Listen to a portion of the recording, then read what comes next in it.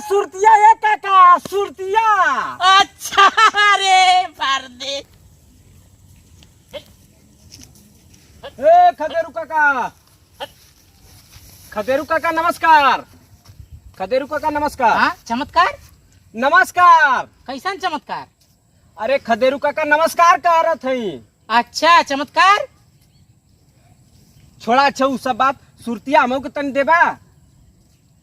मूर्तिया काका सुरतिया हमो के देबा, हाँ सुरतिया हमो के देबा। कैसन मूर्तिया? यहाँ मूर्ति हम बेचत हई दुर्गा काली डी का कि बकरी चरावत है ये घोड़ा, समझ में ना तोरे कुछ आवत है? अरे सुरतिया मांगत ही सुरतिया। चूतिया, तू चूतिया, तोर खानदान चूतिया, तोर पूरा घर चूतिया, तोर पूरा परिवार चूतिया, हमके चूतिया बनावत हवा, बकरी चरावत हई। ए काका सुरतिया मांगत हूँ, सुरतिया आई जन बनावत हवा सुरतिया। कुतिया?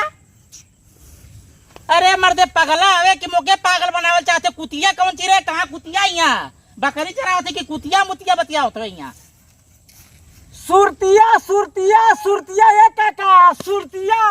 अच्छा रे पर्दे।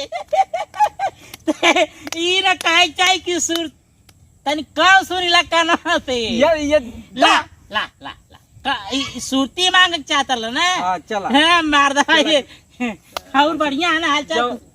अरे जौने बेवकूफ से मिल गई नहीं एकदम दिमाग खराब कर देला।